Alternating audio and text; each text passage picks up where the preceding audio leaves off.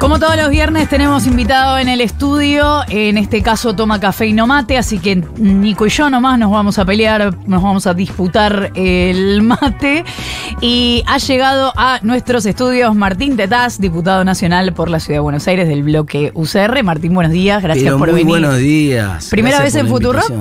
Acá sí, físicamente sí. Físicamente sí, no, hemos hablado al aire algunas veces. Bueno, no hay vez que no dialogue con Martín Tetaz, que no tengamos alguna discusión. Calculo que no va a ser la excepción, así que... ¿De qué cuadro sos? De River. Ah, bueno, está bien. No, yo soy de Gimnasia, por ahí podríamos tener alguna otra ahí. Bueno, arrancar con te abrazo. No, acá no hay. Futbolera, pero no. No. De estudiante no hay nadie. Igual te gusta pelearte un poquito, ¿no? Sí, bueno, me gusta pelearte, obviamente. Sí. Pero por eso quiero arrancar y ya sacarme de encima este tema. ¿Qué te pasa con el aguinaldo, Martín, en serio? El aguinaldo... Yo dije, el aguinaldo es una estafa, ¿no? Se armó un revuelo. Lo dice re contento. Es como porque sabés que es quilombo eso. Sí, es provocador el título, pero es verdad, o sea, el empresario saca una cuenta de cuánto te paga por año. Da lo mismo después vos cuántas veces, cuántas cuotas lo cobres, digamos. En Venezuela, por ejemplo, hay 3 aguinaldos. Y adiviná si los venezolanos ganan mejor o peor que nosotros. Ganan peor, digamos, porque en realidad... Y acá había un aguinaldo y después se desdobló y te lo pagan en 2 veces. Sí. Si lo llevas a ese argumento un poco más, uno podría pagarlo en 12 veces al aguinaldo. Y finalmente sería lo que es, o sea, es un poco más de sueldo al final del año, lo mismo, ¿no? Acá, ahí no hay una experiencia laboral que te dice que si... Me voy a poner del lado del universo de los trabajadores. Si los trabajadores aceptasen la división del aguinaldo en 12 cuotas, medio que con el paso del tiempo te lo iría absorbiendo. Esa es la diferencia. Es que te lo va absorbiendo igual con el paso del tiempo. Este es mi argumento principal. A ver. Algunos se enojó porque alguno pensó, empezando por Pablo Moyano, pensó que yo estaba proponiendo eliminar. Yo no es que estoy proponiendo eliminar el aguinaldo, todo lo contrario. Lo que digo es una ilusión. Por ahí el título mejor hubiera sido, es una ilusión, no una estafa. Es una ilusión porque te hace creer que vos ganás más, cuando en realidad no ganás más. Es decir, con el paso del tiempo, vos me decís hoy, pagame, yo te venía pagando 12, ponele 12 de 1000, para poner un número redondo. Sí. 12 sueldos de un palo. Te venía pagando todos los meses un palo. Y vos ahora en la negociación colectiva, qué sé yo, me decís, bueno, no, ahora me tenés que pagar 13. No, yo la matemática se entiende. Lo que voy a hacer es lo que voy a hacer a lo largo del tiempo, el mismo argumento que estás usando vos, pero al revés te voy a usar. Lo que voy a hacer a lo largo del tiempo es que te voy a empezar a ajustar lo que te pago todos los meses. Entonces finalmente te voy a pagar 13. Van a seguir siendo igual 12 palos en el año. Lo que pasa es que te voy a pagar 13 de un poquito menos, ¿entendés? Sí. Eso va a ir ajustándose con el paso del tiempo. Entonces eso es lo que termina pasando. Ojalá uno pudiera, porque esa es la fantasía de que uno puede aumentar la participación de los trabajadores. Por ley, es una fantasía, porque entonces uno pondría, no, ¿por qué un aguinaldo solo? Por eso te cuento el caso de Venezuela. Uno pondría entonces 4 aguinaldos. ¿Por qué 4? 12. Entonces duplicamos el sueldo directamente. 12 aguinaldos, y eso querría decir duplicar el sueldo, en vez de un sueldo el doble. Entonces, imagínate, por un segundo síganme este argumento, parece delirante, pero sí, yo lo entiendo. Que yo pusiera una ley que diga que cobras el doble. Si vos venías cobrando 1 millón, el mes que viene te vas a cobrar el doble, 2 millones. ¿Eso ustedes piensan que es posible? O sea, ¿podría pasar? No, todo el mundo entiende que es una ilusión. Hay gente que sí cree que, por ejemplo, ¿se acuerda del proyecto de Castiñeira, Manuela Castiñeira? Que era hoy parece una devaluado aquellos 500.000 pesos. ¿Se acuerdan? Sí. Que afichó toda la ciudad con un salario de 500.000 para todo. Es una expresión de deseo, por supuesto. Todo el mundo quisiera que sí, que ojalá todo el mundo en su momento, esos 500.000 creo que ya son como 2 palos de hoy. Ojalá todo el mundo ganara 2 palos. Igual, la participación de los trabajadores en las ganancias de las empresas es una cláusula constitucional. Sí, por supuesto. De la que pero esa es otra, nos hemos venido haciendo todo lo boludo. Vamos a entrar ahí. Mirá, esa es otra cosa. Vos el sueldo podés cobrarlo de distinta manera. La relación de dependencia es un acuerdo contractual de transferencia de riesgo. Si vos estás en una actividad que es riesgosa, la actividad empresaria de todos los días, yo empresario me quedo con el riesgo, te saco el riesgo a vos, a cambio vos sacrificás una parte de tu salario, pero yo te lo doy fijo. Esto es lo que pasa en la realidad. Entonces, vos cobrás un salario fijo, pase lo que pase. Hay meses que van a ser mejores, buenísimo, seguís cobrando lo mismo. Hay meses que van a ser peores, lo tengo que poner yo de mi bolsillo, pero yo te aseguré que vos vas a ganar un palo todos los meses. Este es el ejemplo de cómo es un seguro la relación de dependencia. Sí, pero a veces la lógica es al revés, perdóname. Vos la podrías cambiar. No es esa la lógica siempre. Espera, déjame terminar el argumento y ya entramos al debate. vos la podrías cambiar a la relación. Hay laburos donde es exactamente opuesta a esa relación. Por ejemplo, laburos que son a comisión directamente. Entonces vos, un vendedor, por ejemplo. El vendedor es al revés, te dicen, te doy un fijo chiquitito y el 90% de tu ingreso o el 80% de tu ingreso depende de la actividad. El mozo, entre la propina y el fijo. La inmobiliaria. También, la inmobiliaria. Hay un montón de actividades donde vos estás a porcentaje. Cuando te va mejor... El 14 bis implícitamente propone ese mix, propone un mix donde, mirá, si la empresa le va mejor, vos cobras más, si la empresa le va peor, no cobrás el bono de la empresa. Algunas empresas lo hacen, muchas empresas grandes tienen un mecanismo, mirá, y cuando vos llegás te dicen, el paquete que vos tenés es un paquete de salario más bono, y eso obviamente para vos es más atractivo, entonces compiten con el bono para traer capital humano, mejores trabajadores. Y eso está bien, digamos, una distribución del mix, alguna gente prefiere. Sí. Alguna gente te va a decir, yo prefiero tener un porcentaje que sea un bono, y otra gente te va a decir, no, mira, a mí dame la fija. Es como la negociación del libro, cuando vos escribís un libro, entre el anticipo y lo que vas a cobrar después. La gente que por ahí no sabe, vos escribís un libro, y la primera vez que escribís un libro, te dicen, vas a llevarte el 10% del precio de tapa. Anda a comprobarlo, sabes a dónde, ¿no? El 10% del precio de tapa, vos no sabés cuántos libros se vendieron en cada librería. Según para qué editorial trabajes, pero sí. Pero entonces, como autora lo que la mayoría de los autores que tienen experiencia, que han escrito un tiempo, hacen, es decirte, no, a mí ponémela toda de arranque. Dame un anticipo en vez de darme porcentaje. No quiero discutir porcentaje. Yo escribo este libro y me llevo, ponele, no sé, 5 millones. Me llevo los 5 millones cash ahora. ¿Entendés? La seguridad de tener el fijo. Cuando vos planteás, dame un porcentaje de las ganancias, lo que estás planteando es que el mix cambie. Dame menos fijo y más ganancia. En la fantasía vos decís, dame lo mismo de fijo y dame más ganancia. Pero en el equilibrio del mercado, cuando se termina conformando tu salario, con el paso del tiempo, lo único que conseguiste es llevarte lo mismo que antes, nada más que te lo llevas una parte fija y una parte en un bono o algo por el estilo.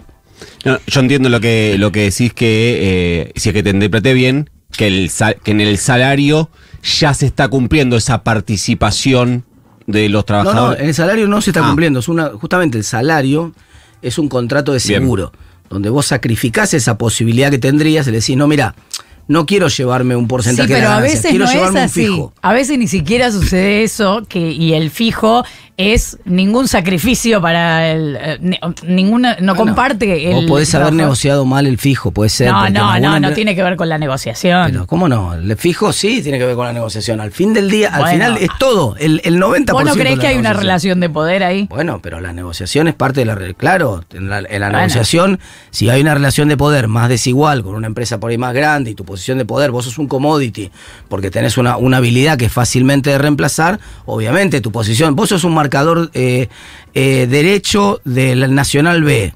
¿Cuál es tu poder de negociación con el club Sacachispa? Ninguno, muy bajo, porque sos reemplazable muy fácilmente. Entonces no es que negociás bien o mal. Sos un delantero que juega en Europa. ¿Cuál es tu poder de negociación? Altísimo. Por eso. Porque no sos tan fácil de reemplazar. Entonces, siempre hay un proceso de negociación. Es verdad eso que decís vos. El peso del proceso que haya un proceso de negociación nunca quiere decir que las dos partes estén igual en ese proceso de negociación. Sí, pero no es que en una pyme estarás más parejo, en una empresa grande, si tenés para ofrecer algo muy exclusivo, estarás más a favor tuyo. Y si hay sindicatos en la misma. Si hay sindicatos, estás más a favor tuyo. Y quiero ir al Congreso, porque recién hablábamos con Germán Martínez sobre, lo que nos viene pasando desde que empezamos el año entrevistando radicales es que todos, en la posición que sea dentro del radicalismo, nos dicen que es un momento de definir identidad para el radicalismo, o por lo menos de crisis de identidad, no sé si la van a definir o no.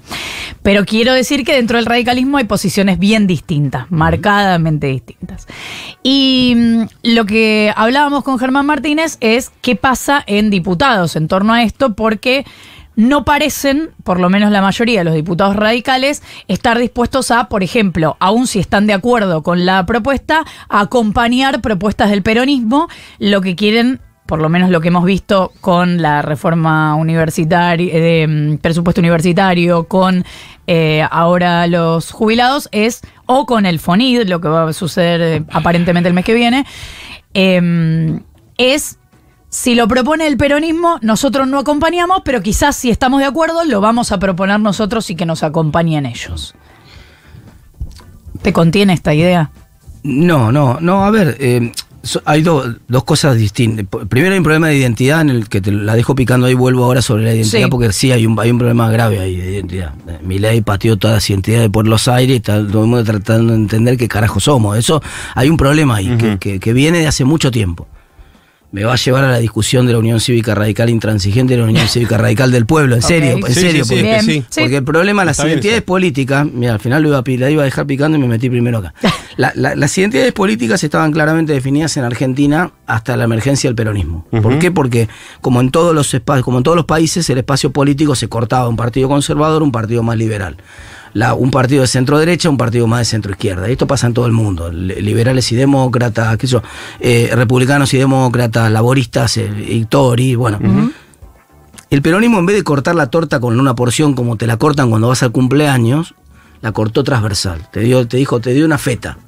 Te dio la feta de arriba de la torta. Y al cortar y decir, yo represento la feta de arriba de la torta. La feta de arriba de la torta tiene un pedazo de derecha y tiene un pedazo de izquierda. Y esa fue la contradicción típica del peronismo siempre. Al mismo tiempo, para articular dos porciones de torta que son contrapuestas, me llevo un pedazo de la derecha y me llevo un pedazo de la izquierda, necesariamente te tenés que convertir, en términos de Laclau, en una forma de populismo.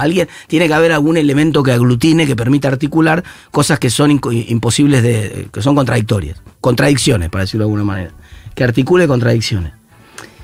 Entonces eso generó un problema para el radicalismo, para los otros espacios políticos que se vieron forzados también a cortar horizontal, porque si vos no cortás horizontal y te quedás con un pedazo de representación de una punta, es imposible ganar, pero te gana el peronismo para siempre. Entonces el radicalismo tuvo el mismo problema. Cambiemos. Bueno, Eso fue Cambiemos. Bueno, sí, el radicalismo tuvo el mismo problema y en un momento ese problema generó el choque entre la Unión Cívica Radical del Pueblo y la Unión Cívica Radical Intransigente. De los 80 para acá hubo otro aglutinante distinto que nos resolvió el problema, la idea del tercer movimiento Alfonsín, etcétera. Eso ordenó un poco las cosas de otra manera. Cambiemos fue una salida, había una hegemonía, digamos, que permitió la construcción, que era la hegemonía del kirchnerismo, desde venía del 2011, sacar 54, tener 40 mayorías en puntos todos por lados, segundo. 40 puntos de ventaja. Vamos por todo, vamos por la justicia, vamos por los medios. Sí. Digamos. Entonces, había un argumento. Bueno, hay que ponerle un freno a la hegemonía del kirchnerismo y darle al argentino una salida republicana. Después lo puede compartir, ¿no? Está ahí arriba de la mesa. No, pero estuvo clarísimo. La Para ser negativa discutido, al- pero la identidad estaba muy clara. Sí. Estaba muy clara.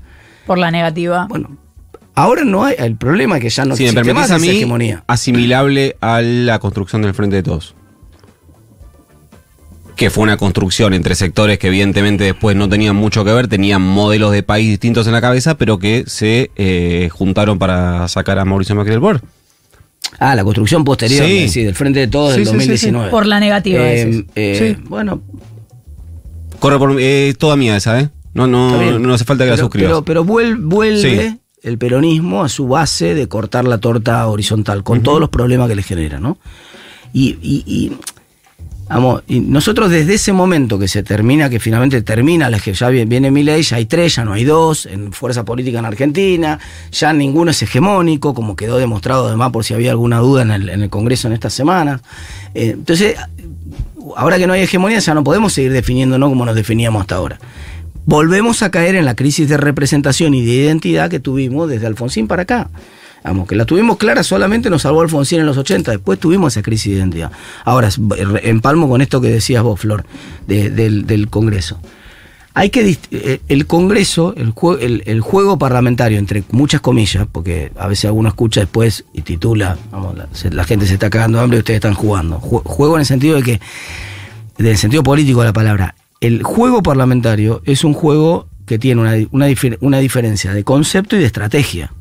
O sea, entonces, en términos, vos podés estar en el radicalismo, decís, parece que hay mucha diferencia, acá invitamos radical y todos los radicales, parece que hay mucha diferencia. En identidad por ahí no hay tanta diferencia, y cuando discutimos qué proyecto de país queremos no hay diferencia. Cuando discutimos qué posición tenemos, bueno, está bien, vos no se ve esto para la tele, Sí. Nico me cabecea con duda, ¿no? Pero bueno, yo lo que te digo es que las diferencias son de decimales. Cuando nosotros no podemos discutir el rol que tiene la educación, las diferencias son de decimales. ¿Qué tipo de sociedad nos gusta? Las diferencias entre nosotros son de decimales. Donde aparecen las diferencias más grandes es en la estrategia, en la táctica. Eso dentro de diputados. Sobre todo en el Parlamento. Sí. A nosotros nos pasa esto en el bloque. Sí. Tenemos Porque estoy pensando en radicales. Dentro de diputados. Tenemos una discusión en el bloque sobre cualquier tema y el 80% del debate se lo lleva cómo estratégicamente planteamos lo que planteamos. Sí. Entonces, y eso te lleva a que alguno diga, por ejemplo, no sé, no votemos una ley en este momento enviada por el kirchnerismo. La semana que viene, sí. Si nosotros hemos votado un montón de leyes sin mirar, porque esa es la forma correcta además.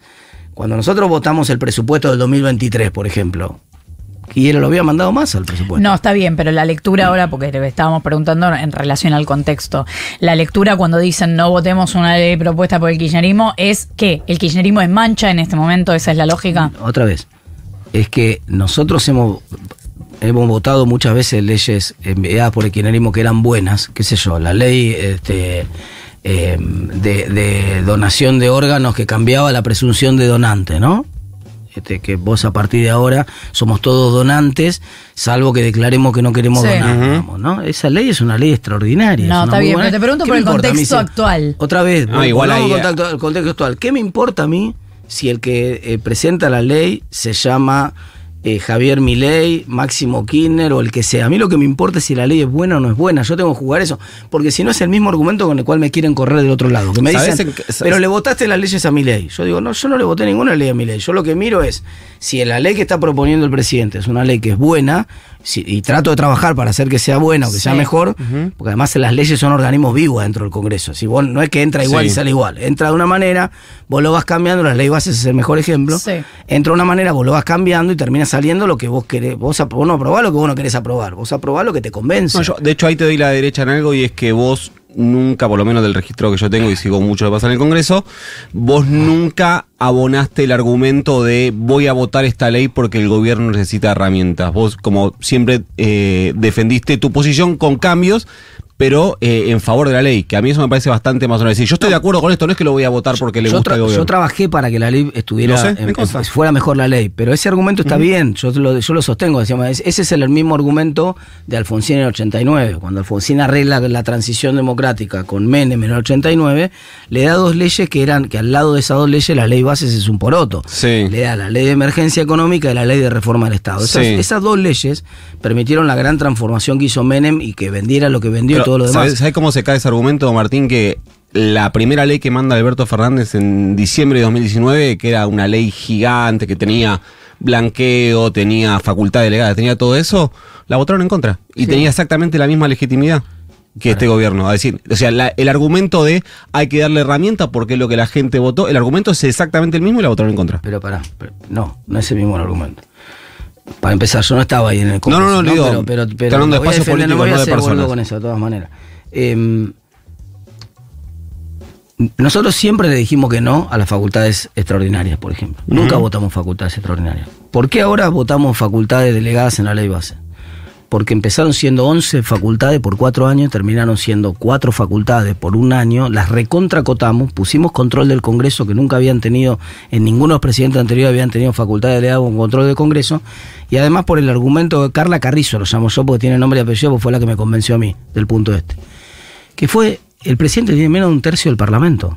Es el primer presidente de la democracia que no tiene peso político propio. La democracia por primera vez es parlamentaria en Argentina, no es presidencialista. Entonces, le podemos dar la herramienta, primero, porque siempre la podemos recuperar a la facultad, el Parlamento la puede reclamar de vuelta, pero segundo, porque si el presidente abusa de alguna facultad, está a tiro de juicio político. Es el único presidente del 83 para acá que está a tiro de juicio político. Entonces, bueno, ya abusó con el DNU y ahí está.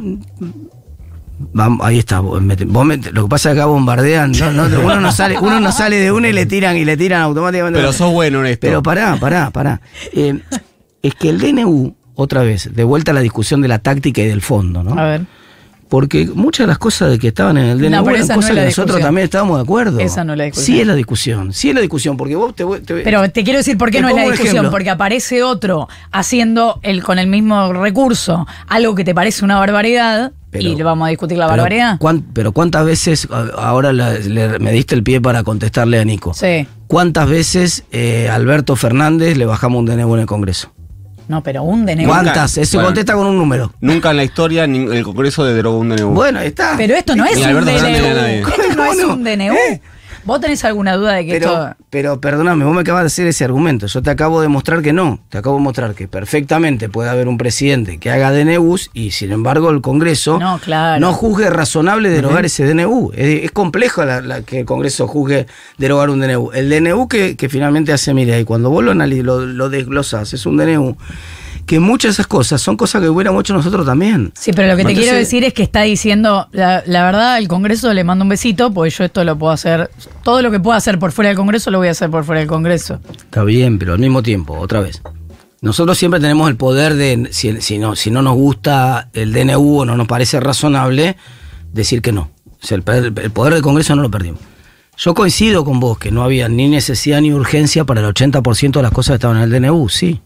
Para otras sí, por ejemplo, la discusión de la ley de alquileres, que a mí me importaba mucho. No quiero hablar de eso, bueno, pero no importa. Pero sí había urgencia y no había otra manera de hacerlo que no fuera así. Otro día porque si vos abrís otra vez una discusión en el Congreso por la ley de alquileres, congelás el mercado. Y entonces hubiera sido una tragedia. Bueno. Martín, quiero salir un poco muy de la coyuntura e ir a algo un poco más de fondo. Cuando pensás, y retomando lo que discutíamos antes, cuando pensás en ¿cómo es un modelo de país gobernado por la UCR? ¿Cuál es el modelo de Estado de la UCR? ¿Cuál es el modelo de administración de empresas en manos del Estado de la UCR? O si es con empresas privatizadas en manos de la UCR. Martín Tetaz, ¿cómo imagina ese gobierno de la UCR? Como lo imaginaba Alfonsín en la apertura de sesión del Congreso del año 88, el discurso de apertura de sesión del Congreso del año 88. Es decir, hace un reconocimiento a Alfonsín, que ahora parece que los liberales lo descubrieron, de que el Estado estaba pasado de rosca, de que se había inflado demasiado, de que ese tamaño que había tomado el Estado no resolvía los problemas de la gente, y hace un análisis pragmático. Y en ese análisis pragmático lo que dice es, en todos los lugares donde puede haber participación de capitales privados, bienvenido el capital privado. Si lo puede hacer mejor un privado, que lo haga el privado. Reservémonos nosotros las cosas que el privado no hace bien, o donde nosotros creemos que el Estado tiene una contribución muy importante. Ejemplo, la educación, que es obviamente el tema central, casi el caballito de batalla. Pero no es casual, porque cuando vos ves el modelo de países que nos gustan a nosotros, que son la mayoría de países nórdicos, el modelo nórdico, en el mundo, para que entendamos esto, porque si no también parece un cliché. En el mundo hay países que funcionan y países que no, nada más. Dentro de los países que funcionan, que son la mayoría de los países occidentales, vos tenés hoy un debate válido. El único debate que hay en el mundo es, si vos querés ser un país del estilo de los nórdicos, con un Estado que te provee educación y salud de manera universal y arrancan todos desde el mismo lugar, que ese es el modelo que nos gusta a nosotros, o si vos querés ser un país del estilo anglosajón, Australia, Nueva Zelanda, Irlanda, donde el Estado no te da punto de partida, pero también obviamente hay menos impuestos y cada uno se paga la educación y la salud que quiere. Nosotros tenemos claro el lugar que queremos. Ahora, cuando vos miras el tipo de cómo funciona el Estado y cómo funciona la economía en esos países que nos gustan a nosotros, son países donde hay una libertad económica absoluta. El Estado no te dice a vos qué tenés que producir y qué no tenés que producir, no te dice lo que vos tenés que hacer con tu plata, no te dice en qué tenés que ahorrar y en qué no tenés que ahorrar. Son de los países, cuando vos mirás el índice de Heritage Foundation, que es una fundación bastante a la derecha, digamos, no es una fundación de centro izquierda justamente, te arma un ranking de cuáles son los países con más libertad económica del mundo y está Dinamarca entre los primeros 10 países del mundo. Entonces, ¿y qué instituciones tiene en materia de derecho laboral Dinamarca? La misma que pusimos nosotros en la reforma laboral que le metimos a la ley base. ¿Y qué institución tiene en materia de seguridad social de jubilaciones? La misma que estoy proponiendo yo, que tiene que haber un mix entre un componente solidario, que es una PM, una PUAM, digamos, y un componente actuarial, que es estrictamente relacionado con la cantidad de aporte que hiciste, con los años, con el monto de los aportes y con la esperanza de vida que te queda, digamos. Entonces, el mundo va hacia ahí, hacia esa discusión. Ese es el modelo que nos gusta a nosotros. A nosotros nos gusta cada una de las discusiones que estamos dando en educación, en cuestiones previsionales, en cuestiones laborales. A mí estoy muy influido por cómo funciona Dinamarca, por cómo funciona Noruega, por cómo funciona Suecia, por cómo funciona la mayoría de los países nórdicos. Hay una discusión respecto a hacia dónde va, que yo coincido, me parece, hacia dónde va. Después no importa si me parece bien o eso. Pero cuando vos vas a llegar a un punto de partida, vos decís, bueno, el mundo va hacia acá. No es lo mismo si para llegar a este punto vos arrancás de acá que si arrancás de acá. No, lo que quiero decir es, el camino de Dinamarca para llegar acá no es el mismo que tiene Argentina para llegar ahí. Entonces, por ahí la forma de atravesar, yo estoy dibujando acá como si estuviese en la tele. No, la forma de atravesar ese camino por ahí es con herramientas distintas, eso es lo que... Por eso nos vuelve a la discusión que teníamos inicialmente con Flor. Una cosa es el modelo, a dónde querés apuntar vos, del norte, digámosle mejor, y otra cosa es tu estrategia para llegar hasta ahí. Entonces, bueno, eso admite otro debate. Pero tengamos claro que una cosa es el debate de la estrategia, que es lo que nos pasa a nosotros, es lo que me pasa a mí con las discusiones con Martín, por ejemplo, con Martín Lustó, ¿no?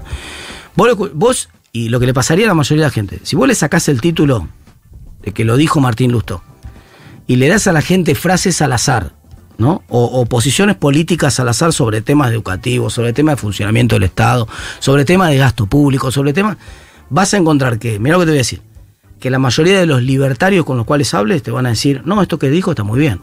Hasta que vos le digas, ¿sabés quién lo dijo? ¿Quién lo dijo? Lustó. Ah, no, hijo de puta, eso es una cagada. Eso. Yo en la mayoría de las posiciones políticas de fondo de Martín coincido. En cómo él cree que funcionan los problemas que tiene el funcionamiento del Estado, qué cosas hay que resolver para que el Estado funcione mejor, el norte de hacia dónde, cómo tendría que funcionar una sociedad, el equilibrio entre el Estado y el mercado.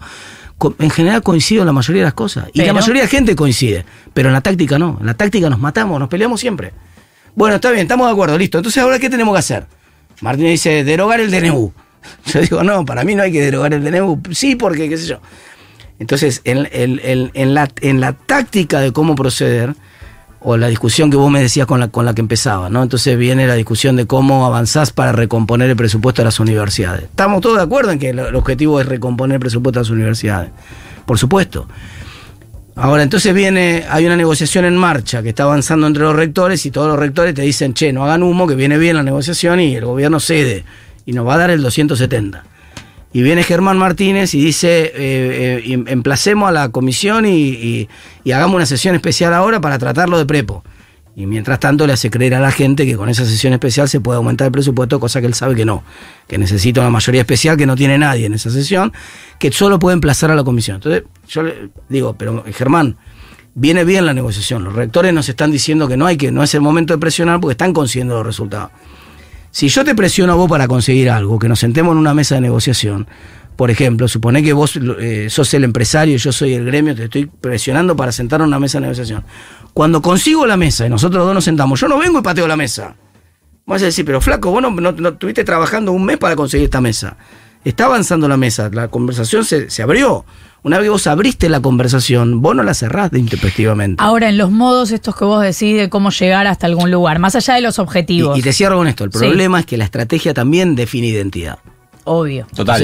Entonces, ahí Martín lo tiene más claro. Martín lo tiene muy claro. Yo no creo que sea correcta la estrategia, pero sí creo que en términos de claridad, si me preguntas, ¿quién lo tiene más claro cómo construir una estrategia? Martín, si le sale o no le sale, veremos. Si termina teniendo razón o no termina teniendo razón, veremos. Yo creo que en la estrategia no tiene razón. Pero creo que sí tiene claridad. Sabe a dónde va, sabe el resultado en términos identitarios que va a conseguir, lo tiene clarísimo. La estrategia a lo que vos te referís... por ejemplo, votar en contra del DNU. Claro, pero es ser más oposición o ir más a la confrontación. Ahora, en esa disyuntiva, no son los mismos objetivos. Algunos seguramente sí.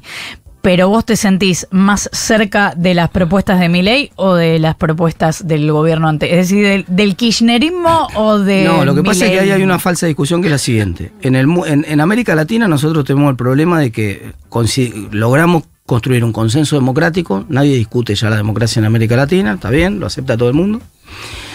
Pero nosotros, a diferencia del resto de los países de América Latina, no logramos construir el pacto de estabilidad. No logramos construir un pacto macroeconómico de estabilidad. Eso en Chile, en Colombia, en Perú, en Brasil. Gana Lula ahora y no está en discusión la inflación en Brasil y tiene menos inflación de la que tenía Bolsonaro. Gana la derecha en Chile o gana la izquierda en Chile. Gana ahora la izquierda en Chile y lo primero que dice Boric es no te voy a dar un IFE porque el IFE va a generar más inflación. O sea, el pacto de estabilidad lo tienen claro. Nosotros no.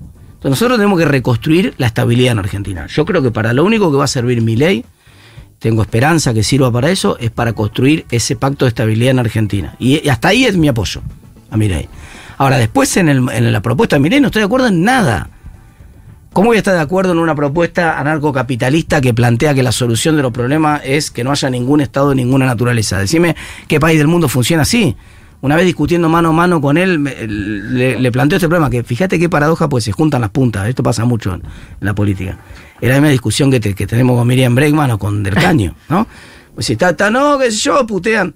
Pero todas las soluciones que después te proponen Del Caño o Bregman son cómo repartir la guita que genera el capitalismo. Nunca te proponen como solución, si te dicen, no, esto hay que empezar de cero con otro sistema. O decir, bueno, ese sistema que vos querés empezar de cero, ¿dónde funciona? No, porque en realidad no funciona en ningún país. Hijo de puta, hay 190 países. ¿Estás seguro que no hay ningún país que haya aprobado por ahí? ¿Vos querés ir por ahí para tomar de donde dice Nico? Estamos hechos bosta, de acá abajo querés arrancar. Vos querés llegar hasta ahí y cuando yo te digo dónde funcionó esto, vos me decís, en ningún lugar, pero acá va a funcionar. ¿En serio? Es un argumento difícil. Miré plantea exactamente lo mismo. Vos planteás decir, ¿en qué lugar funciona el anarcocapitalismo que planteas vos? Es la misma pregunta que en qué lugar funciona el socialismo. En ninguna tiene la respuesta. Pero, entonces voy a un miniarquismo, que es, te dice Milei, te voy a decir, bueno, dale, ok, miniarquismo. ¿Qué país es miniarquista? ¿En qué país el Estado es mínimo? Te dice, bueno, Suiza, te tira. Así, vos conocés el nivel ahora que salió el tema de las prepagas, que tuvieron que recular porque se equivocaron. ¿Vos conocés el esquema de regulación de la salud en Suiza? Porque es uno de los países más regulados del mundo en materia de salud, por ejemplo. Bueno, es uno de los países más regulados del mundo en materia de salud. Lo que hicieron con las prepagas acá no lo hubieran podido hacer en Suiza. Entonces, ese es el tema. El modelo al cual quiere ir Milei en términos de destrucción del Estado es un modelo que no resuelve ningún problema. Vos decís, ¿qué política pública va a funcionar mejor cuando pasen estos 4 años? Yo te lo digo, es decir, no, la educación no va a funcionar mejor, porque el proyecto del gobierno no hay ninguno para educación. La salud no va a funcionar mejor, porque no hay ningún proyecto del gobierno para salud. Uh-huh. Ojo que no estoy siendo chicanero ni nada, es real, no hay ni quiere que haya. Cuando vos le preguntás a él, está en su definición ideológica. Él no quiere que el Estado haga nada en salud, no quiere que el Estado haga nada en educación, uh-huh. No quiere que el Estado haga nada en infraestructura. Cree que se van a hacer solo los puentes. Sí. ¿Entendés? Sí. ¿Entendés que piensa eso? Entonces no va a pasar eso. Se nos va, pero hacerle la última. La última tiene que ver con cuando vos ves, y acá te enfoco más como economista, cuando vos ves los números. Los números, te muestran todas las planillas, ves caída de la inflación, superávit fiscal, el dólar estable, etcétera, y de otro lado ves recesión, caída brutal de la actividad, probablemente crecimiento del desempleo, seguramente crecimiento de la pobreza. La pregunta es, ¿Martín Tetaz la ve? No, yo creo que el resultado lo van a conseguir en términos de que Argentina el año que viene va a tener nula o muy poca inflación, estoy seguro.